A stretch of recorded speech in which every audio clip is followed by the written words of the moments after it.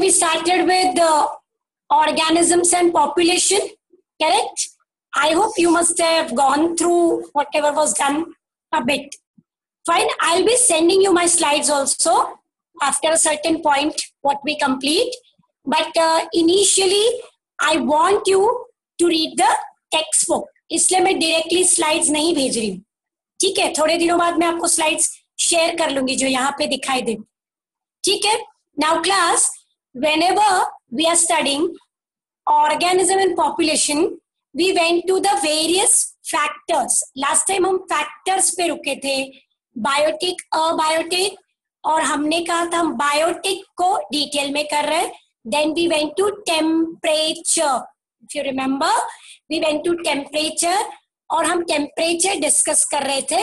How temperature affects. हमने ये भी डिस्कस किया था टेम्परेचर 400 भी हो सकता है.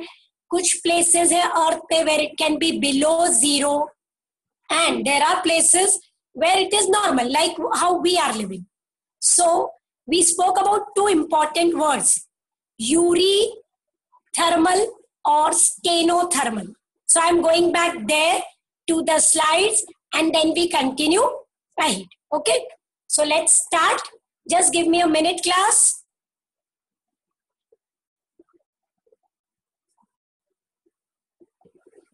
Just a second, I'll be back to you.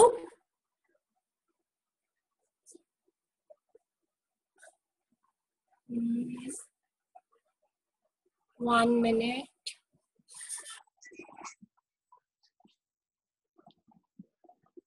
Okay, we were here.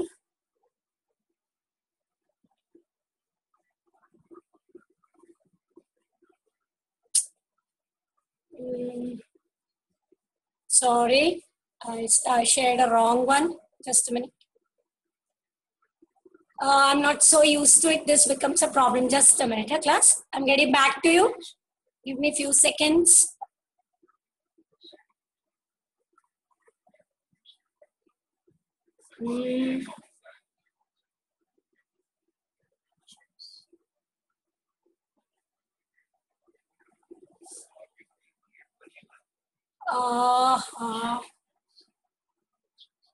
There are so many slides. To search for typical one becomes difficult. One. Okay, ये हमने किया था ऑलरेडी, करेक्ट? आपने ये देखा था और हम टेम्परेचर डिस्कस कर रहे थे. आई होप आपने टेक्स्ट बुक में ये डायग्राम ठीक से देखा हो फिर से. Okay, and we went to habitat, niche, types of niche किया था. अबायोटिक, बायोटिक, हम टेम्परेचर पे आ गए थे. We discuss temperature, eurythermal, stenothermal. यहाँ पे हम रुक गए. ठीक है, व्हाट इज टेम्परेचर डूइंग वो हमने किया. Let's move to the next fact. So we start here today. What is the next factor? You can read it. It is water. What is the next factor? It's water. And what are we going to see in water? Now why water? Because everybody knows there is no life without water. Okay, whether we are aquatic or not, but हम पानी पीते हैं या किसी form पे पानी body में जाना जरूरी. एंड सो इन वाटर एक फैक्टर आएगा, is it marine water, salty पानी है, सी वाटर, और is it pond water, lake water, कैसा पानी. सो वाटर आपको 2 ways में देखना पड़ेगा. 3/4 of the earth is almost covered by sea water. तो majority organisms को हम sea water point of view से देखेंगे, and then we will go to others. So water, first point पे ध्यान दीजिए, pH. Water can be acidic, it can be basic, it can be neutral. हम जो normal पानी पीते हैं तो वो acidic नहीं होता, correct? Neither ही वो बहुत alkaline होता है. So what is the pH there? 7. You should know pH above 7 is basic and below 7 is acidic. हम पानी neutral state में पीते. But other organism, let's say a fish in sea water. Fish is in sea water and there the fish is in salt, very very salty water. तो हमारा second term आ जाता, salinity. Salinity is amount of salt present in the water. अभी ध्यान से 3 terms देखेंगे, text book terms है ये। सी water it is 35 parts per 1000। ध्यान से देखिए, PPT, parts per 1000. This is the average salinity class. Most of the sea water की salinity 30-35 parts per 1000 में होती, ठीक है। But हम तो sea water नहीं पी सकते, तो let's look at river. Salt content is very low and there it is around 5 parts per 1000. कितने पे आ गए हम? 5 parts per 1000. बहुत कम हो गया, इसलिए रिवर वाटर बहुत सलाइन नहीं लगता, आपको सलाइन ही नहीं लगता। If you go out of Mumbai, कभी कभी हम अपने नेटिव टाउन साइड में जाते हैं तो पानी थोड़ा हैवी लगता है, भारी लगता है पानी, तो उसमें सॉल्ट कंटेंट ज्यादा होता है, correct. You must have seen, उसमें कपड़े वगैरह भी धोएंगे तो ठीक से धुलते नहीं, that is because the salt content specially magnesium में be high. So rivers usually have very less salinity, 5 parts per 1000. But suppose we are in a sea, in an area where there is very less river entering, so it can be hypersaline, 100 parts per 1000, too much salinity.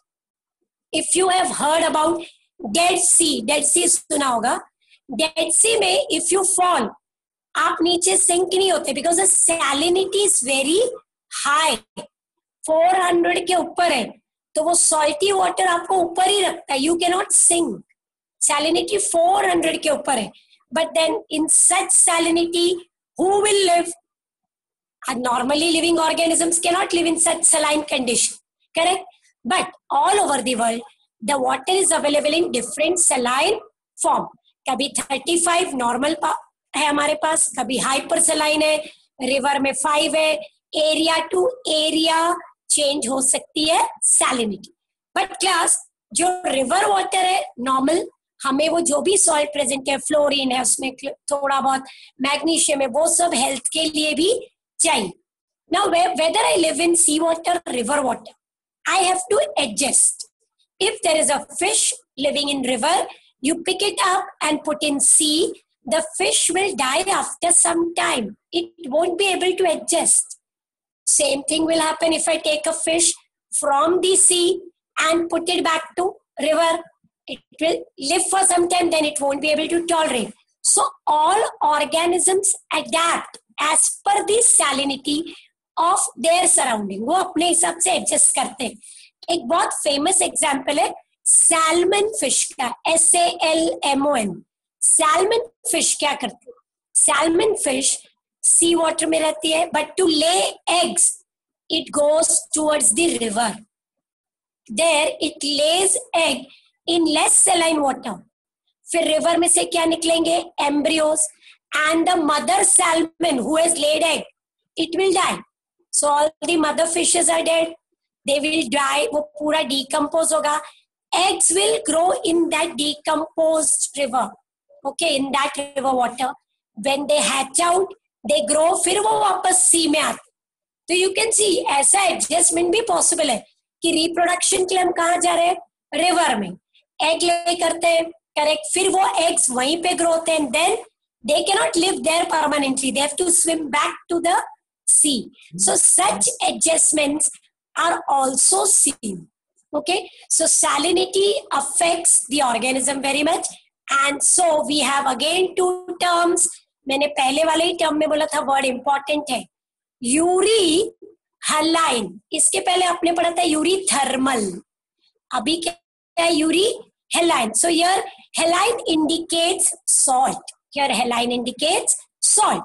Now uri heline condition says that whenever the organism can tolerate easy changes in salt, that means salinity 15 पे है चलेगा, 45 पे है वो भी चलेगा। So I'm adjusting to a very wide range, 15 भी चल रहा है, 45 भी चल रहा है, then I'm uri heline, truly heline, मैं टॉलरेट कर सकती हूँ।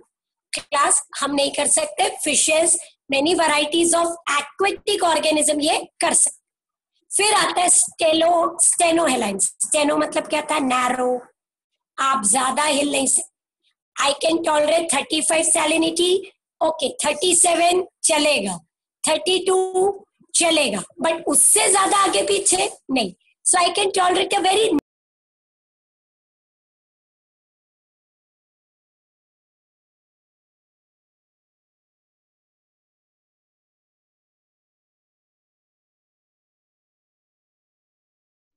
Hello. हाँ जी. हाँ ma'am, your voice was breaking ma'am. You can go ahead.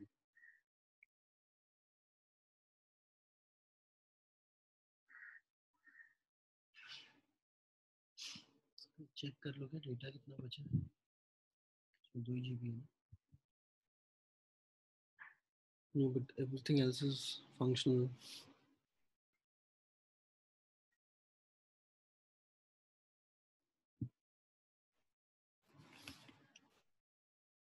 Ma'am, can you hear me?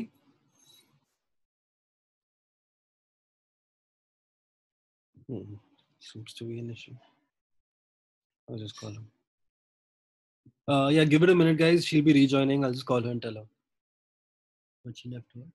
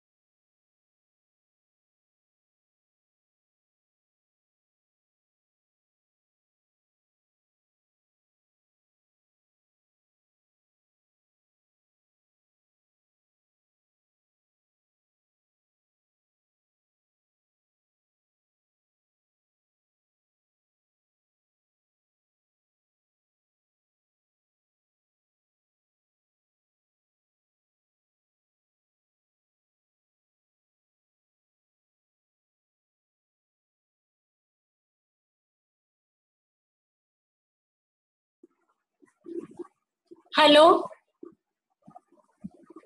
Yes, ma'am. We can hear you now. You can hear. Okay, बीच में भी शायद एक कॉल बजा था. मैंने म्यूट किया. अभी सुनाई दे रहा है क्लियरली? हाँ मैम. ओके जी. ओके जी. Class we go back. I am so sorry.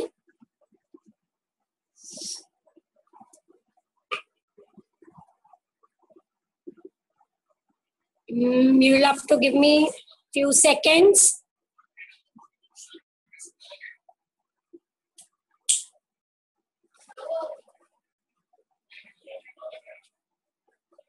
Okay.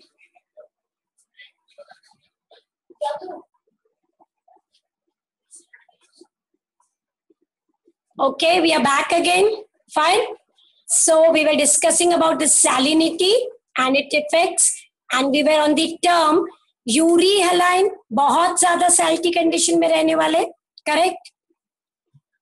आ रहा है अभी आवाज? हेलो. Yes ma'am. हाँ, अभी आ रहा है. ओके जी, thank you so much. Okay, stenohaline. Steno मतलब नैरो. सो आप ज्यादा सैलिनिटी चेंजेस टॉलरेट नहीं कर सकते.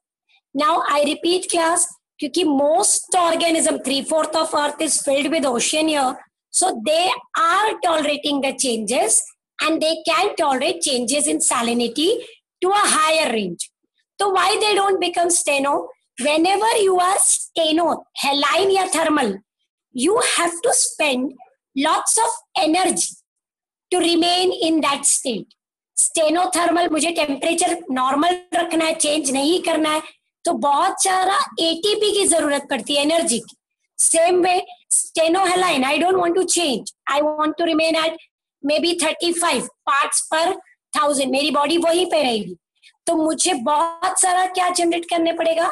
Energy to keep me at, I am using a term now, homeostasis. To keep your body at constant, you require lots of energy. हाँ बोलो. Ma'am repeat करो ना मैम, ब्रेक हो रहा है। क्या हुआ? मैम रिपीट करो ना, स्टेनो हेलाइन और okay, euro हेलाइन। Steno, okay, steno मतलब नैरो, ठीक है। So what steno हेलाइन organisms do, they can tolerate very minor changes in salinity. थोड़ा बहुत चेंज होगा तो चलेगा, बहुत ज्यादा हुआ तो they will die. Suppose you look at earthworm, बहुत बार आपने रेनी सीजन में देखा होगा, अगर उसके ऊपर सॉल्ट डाल देते हैं तो it dies. You must have done that in childhood. थोड़ा बहुत बच्चे ऐसे करते हैं, उसके ऊपर नमक डाल देते हैं तो उसकी स्किन पे इतना रिएक्शन वो टॉलरेट नहीं कर सकता, because it can tolerate minor range. ज्यादा हुआ तो it will die. Getting it? So stenohaline indicates थोड़ा बहुत चेंज, थोड़ा बहुत चलेगा, ज्यादा नहीं। बट आई रिपीट, ज्यादातर ऑर्गेनिजम्स क्या करते हैं, they want to be euryhaline. उसमें ज्यादा एनर्जी स्पेंड नहीं होती, you don't have to adjust a lot. Steno में you have to spend, generate ATP, keep yourself working. With that energy, you can tolerate that condition. या तो stenothermal या तो stenohaline. So these two conditions require special adjustment. हमारी body क्या है class? स्टेनोहेलाइन है हम। आप बहुत सारा नमक का पानी नहीं पी सकते। जैसे नमक जरूरी है पर खाने में कितना लगता है, पिंच ऑफ सॉल्ट डालते हैं हम। ज्यादा हो गया नहीं खा सकते। सपोज मैंने गलती से by chance I taken lots of poisonous something, तो मुझे बहुत सारा क्या पिलाएंगे, नमक का पानी, I will vomit it. Why I will vomit? My body is stenohaline, it won't be able to tolerate. So it is very important to understand that we can not tolerate major changes. हमारा blood salty है, बिल्कुल है, उसमें sodium है, yes है, बिल्कुल है, but उसकी एक लिमिटेशन है, उससे ज्यादा टॉलरेट नहीं कर सकते। यू मस्ट हैव हर्ड कि जिनको हाई बीपी हो नमक कम खाना चाहिए, हायर एज के बाद नमक कम खाना चाहिए, करेक्ट? क्योंकि इट डिस्टर्ब्स योर होम्योस्टैसिस और balance, salt balance, osmo regulation, ठीक है। तो ये टर्म था सैलिनिटी। अब हम आगे लाइट, किधर आ गए हम? लाइट, थर्ड फैक्टर पे हूं मैं। Light very important.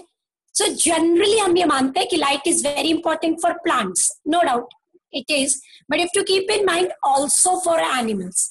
Plants do photosynthesis in presence of light, correct? When they do photosynthesis, what happens is they prepare food. That food is in form of glucose, starch, sugar for them and the entire living world. You have to remember, we all are dependent on plant, and even if you don't eat plant, you have to eat then other animals who depend on plant. So indirectly food chain plants के ऊपर dependent है. So in photosynthesis, plants trap solar energy and convert it into food energy. This is the only process in which this can happen. Light into food सिर्फ कौन कर सकता है? Plants. Now class, it will differ. Some areas get very bright light, good sunlight whole round the year. जैसे India, हम tropical countries, okay, so we get good amount of sunlight. There's lots of photosynthesis. But suppose you are in polar area, वहां पे sunlight full time नहीं आती, बहुत limited आती है, you know, पूरा ice clad region है, बिल्कुल भी वहां पे plants ज्यादा grow नहीं होते, so limitation. So everywhere it will be same, ऐसा नहीं है. Distribution of sunlight is unequal because of rotation, revolution, slanting rays of sun. What type of duration is going on? जैसे इंडिया में फिलहाल summer है तो अदर साइड ऑफ वर्ल्ड में winter है, correct? So it is that way. So that way also have to remember there will be difference in photosynthesis. One another important aspect, diurnal, और एक word में use करूंगी, nocturnal. डायरूनल हमारे जैसे organisms जो day night, day time में active रहते हैं, नाइट में इनएक्टिव होते हैं. हम फुल डे बहुत सारा काम करते हैं, वर्क करते हैं, पढ़ाई करते हैं, जो भी जॉब हमारा कंप्लीट करते हैं, we are active. Night we go to sleep. So our body rhythm is what? Diurnal, correct? Day में एक्टिव, नाइट में इनएक्टिव हो जाते हैं। सपोज आप कोई नाइट ड्यूटी कर रहे हो हैवी, ओके, तो आप फिर होल डे सोते रहेंगे, लेकिन कितना भी हो वो आपके लिए कंफर्टेबल नहीं हो। आप फुल डे भी सोए तो भी रात भर जागना इजी नहीं होता, because our basic rhythm is डायरिनल।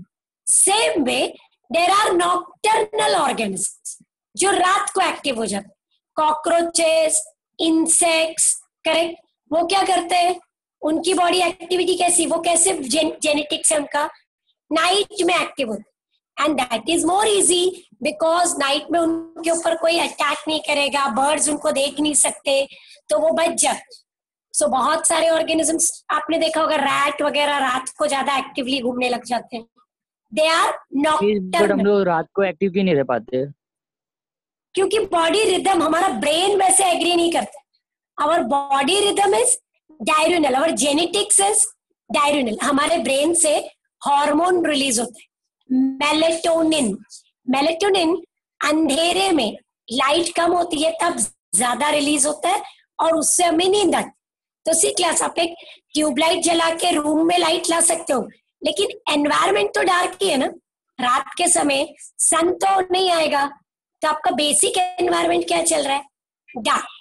जैसे लोग नाइट ड्यूटीज करते हैं, correct, we all know that Mumbai जैसे सिटी में तो we say it is a not sleeping city, but जो करते हैं उनको डिफिकल्टी होती है, बहुत एडजस्ट करते हैं वो लोग, ओके। नाइट शिफ्ट्स में काफी एडजस्टमेंट लगता है, जबकि अगर आपका डे टाइम हो तो जनरली वर्किंग आवर्स लोगों का 9 to 5 है, that is fine. They come back home, body is tired, they relax, because हमारा जेनेटिक्स एग्री नहीं करता। वहीं पे आप अगर एक कॉकरोच को ले लो, उसका बॉडी क्या है, ज्यादा नाइट के लिए अडेप्टेड। वो कंफर्टेबल कब है कि वो रात को बाहर निकले, ठीक है, वो रात को बाहर घूमेगा।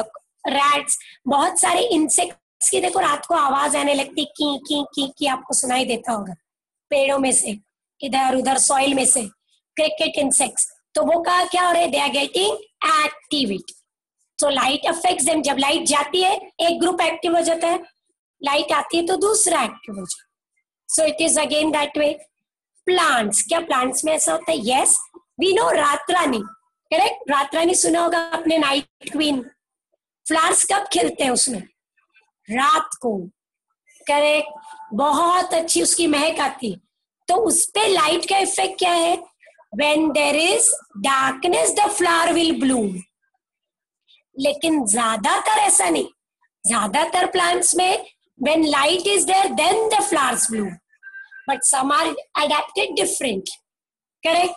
फिर seasonal भी है क्लास, लाइट सीजनली डिफर करती है, समर में बहुत ज्यादा है, you know now days will become longer, winter में डेज शॉर्ट होते हैं, 6 बजे ही अंधेरा होने लगता है, समर में 7 बजे तक एकदम उजाला होता है। Seasonal difference is also there, इसीलिए क्या होता है, seasonal fruits and vegetable, seasonal crops होते हैं।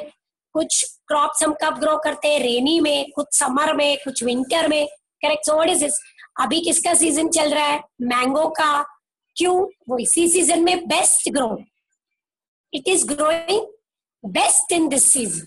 So what is that, effect of light. और एक चीज याद रखनी है, सनलाइट के साथ टेम्परेचर भी इफेक्ट होगा।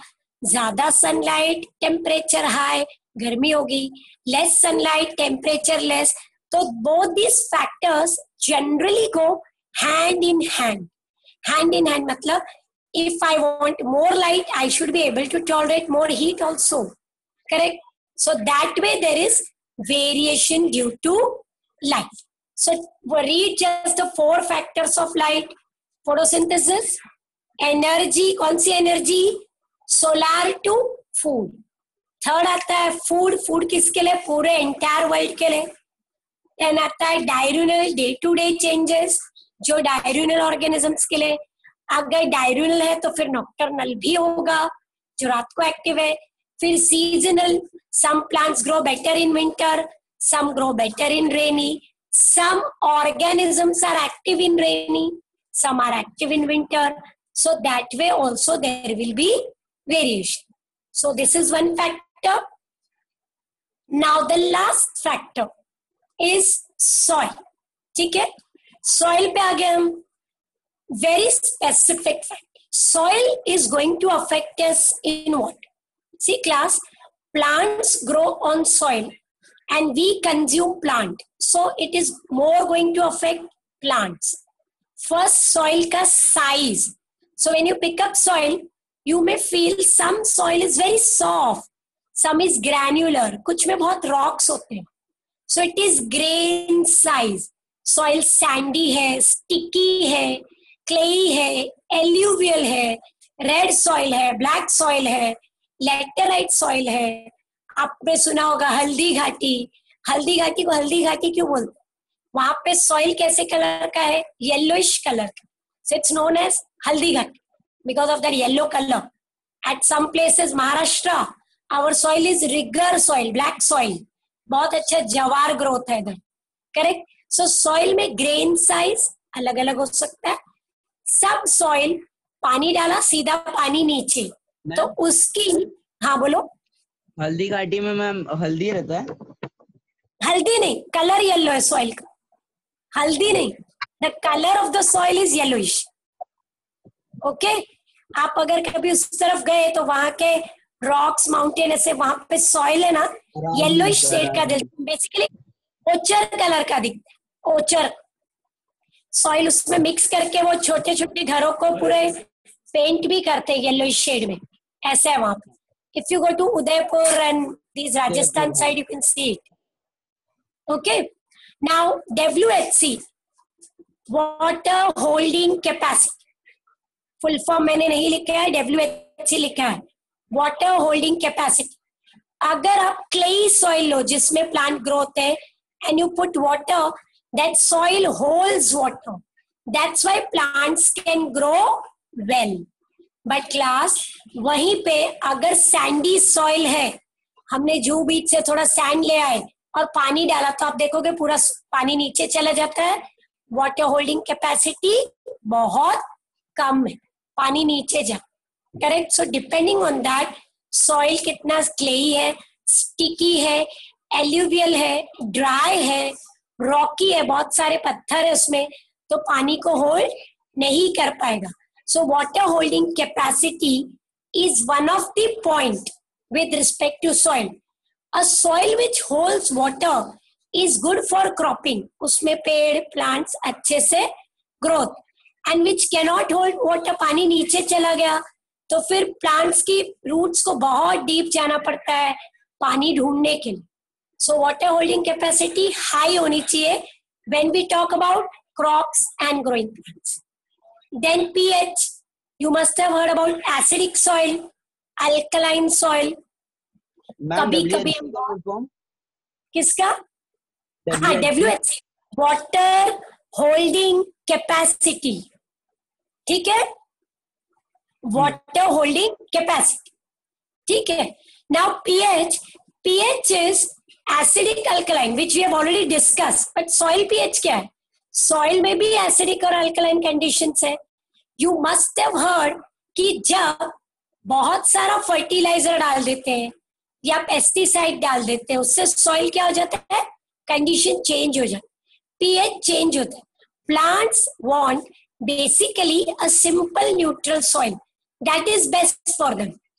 If the pH becomes very acidic तो भी प्लांट्स ग्रो नहीं होंगे, और अगर बहुत अल्कलाइन हो गया, पूरा सॉल्टी हो गया, तो भी नहीं ग्रो होंगे. तो we have to keep in mind pH is affecting the soil and the organism. Suppose एक soil है और उसमें frog है उसके burrows में, तो अगर बहुत acidic होगा तो frog वहां पे survive नहीं कर पाएगा. It will try to check for a neutral soil. Soil में bacteria भी रहते हैं, naturally they are adapted neutral condition. कुछ बैक्टीरियाज एसिडिक में भी रहते हैं, दे आर कॉल्ड एसिडोफिल्स. हमने लास्ट ईयर पढ़ा था एसिडोफिल्स. फिल मतलब PHIL, loving, acid loving bacteria. So they may live in acidic condition but other bacterias will avoid it. So there is adjustment to soil pH. In certain soil certain organisms are found. Then comes minerals, sodium, potassium, nitrogen, iron, correct, बहुत सारे minerals है और हमें plant के लिए 16 minerals are required by the plants compulsory. So whenever a farmer grows a crop, he checks कि मेरे soil में क्या कम है. Suppose I am a farmer और मुझे कम पड़ रहा है iron in the soil, so I will add a fertiliser rich in iron. ऐसा चेक करवाना पड़ता, उसको बोलते हैं soil analysis. Soil analysis government generally क्या करती है, एरिया वाइज चेक करके फार्मर्स को बता दे कि आपके एरिया के सॉइल में these थिंग्स आर देयर और ये फर्टिलाइजर करते हैं. हाँ जी, किससे करते हो? क्या करते हैं? फार्मर नहीं करेगा, फार्मर नहीं करेगा, government does it. Government farmers के लिए चेक करती है एरिया वाइज कि इस एरिया में सॉइल ऐसा है, उसमें इतना पानी जाएगा, इतना सॉइल जाएगा, ये वाला फर्टिलाइजर बेस्ट जाएगा, ज्यादा अमोनिया वाला डालना है कि ज्यादा पोटेशियम डालना है, ये गवर्नमेंट सजेस्ट कर. You know, we have agricultural universities and agricultural, like you can say, fertilizer, national fertilizer होता है. So government उसमें different crops grow करती है, soil analyze कर. Suppose एक राइस है जो पंजाब में अच्छा ग्रोथ है, जरूरी नहीं वो महाराष्ट्र में भी अच्छा ग्रो, क्योंकि महाराष्ट्र का सॉइल अलग है. चलो हमें ग्रो करना तो फिर वी विल बी सजेस्टेड ये चीजें ऐड करो तो ही ये grow. Class you know Assam is famous for चाय, चाय की पत्ती, बराबर है, टी गार्डन से वहां, तो हम क्यों नहीं महाराष्ट्र में ग्रो कर लेते? सॉइल सूटेबल नहीं है, ग्रो होगा लेकिन बेस्ट ग्रो नहीं होगा. See class, it will grow but it will not be the best quality, so we will have to either change. So then why change, what we do, जो जहां अच्छा grow था वो grow करो and then we give. Maharashtra और उत्तर प्रदेश sugar cane के लिए famous है, गुजरात ग्राउंडनट के लिए है, आसाम चाय के लिए है, पंजाब हरियाणा हमारा व्हीट और राइस के लिए है, करेक्ट. फिर हम क्या करते हैं, वहां से एक्सचेंज करते रहते हैं, ये हमको दे दो, वो आप ले लो, and this is how a country works. Because you can not change the soil completely, you can try to regulate. ठीक है, अब एक लास्ट टर्म, इसको थोड़ा सा अंडरस्टैंड करना है, टोपोग्राफी. ये टर्म आपके लिए थोड़ा सा न्यू है. टोपोग्राफी, हर एरिया की टोपोग्राफी होती है, whether it is mountainous area, hill area है, whether it's a plateau, whether it's a plain, वहां से रिवर्स कितने फ्लाई होते हैं, कितने फ्लो होते हैं, कैसे फ्लो होते हैं, तेज फ्लो होने वाले रिवर है कि ड्राई रिवर है, समर में कैसा होता है, is it low lying, is it a flooding area, ये सब मिलके बोलते हैं टोपोग्राफी. टोपोग्राफी में क्या क्या आ जाएगा, एरिया का हाइट, एरिया में फ्लो होने वाले रिवर्स, उसकी कंडीशन, वहां पे ऐसे रिवर है इसलिए ये प्लांट है, ये एनिमल्स मिलते हैं, माउंटेन कितना स्टीप है, is it having snow clad, is it a desert type, very dry, all that will come in topography. So naturally soil भी टोपोग्राफी पे डिपेंड करेगा. अगर बहुत फॉरेस्ट है एक एरिया में, so it will hold the soil, soil अच्छा रहेगा. बट सपोज फॉरेस्ट नहीं है, लॉट्स वेरी लेस प्लांट्स, तो क्या होगा, फिर वहां पे प्रॉब्लम हो जाएगी. कैसी प्रॉब्लम होगी? हेलो, सुनाई दे रहा है? Aditya, Aditya, you can hear me? सुनाई दे रहा है. ओके, तो वहां पे क्या होगा, अगर प्लांट्स कम है तो सॉइल उड़ेगा. You must be knowing the term soil erosion. पानी और हवा के साथ सॉइल बह जाएगा, फिर वो एरिया बैरन हो जाएगी जहां पे कुछ ग्रो नहीं होता. So topography is all this, what holds the soil, कितना गीला सॉइल है, कितना ड्राई सॉइल है, माउंटेन कैसे, रिवर कैसे, कुछ एरियाज में रिवर है ही नहीं, कुछ एरियाज में फ्लडिंग हो रही है. So topography is all that which you can not change, but we can study and we can try to understand it better. Okay class, now class हमने क्या क्या देखा, soil देखा, light देखा, correct, salinity with respect to water we have seen temperature, We have seen the temperature, condition, correct? These were which factors? Abiotic factor.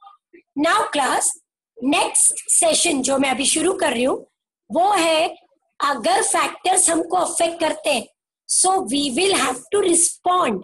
हमको क्या देना पड़ेगा? Response. कुछ तो करना पड़ेगा ना, गर्मी आ रही है, ठंडी आ रही है, तो we cannot keep on facing it. We will have to change it. कैसे? Can I control the climate? No. I will have to change myself. I will have to adapt. So I am going to the new topic, response by living organism to these factors. I repeat, I am going to response given by living organisms to these factors. ठीक है? मैं ये slide close कर रही हूँ और दूसरे slide पे जा रही हूँ. ओके? हेलो क्लास, यहाँ तक क्लियर है आपको? You can unmute and answer. Clear है class? Yes, ma'am. Yes, ठीक है. ma'am. Text. All will be reading the textbook. हाँ? ठीक है? Okay. तो मैं अभी न्यू टॉपिक पे जा रही हूँ. Response. And हाँ बोलिए. Ma'am, the lecture timing is over, so I'll just start another one and then we can start from the beginning. Okay. Not a problem. Fine. Yeah.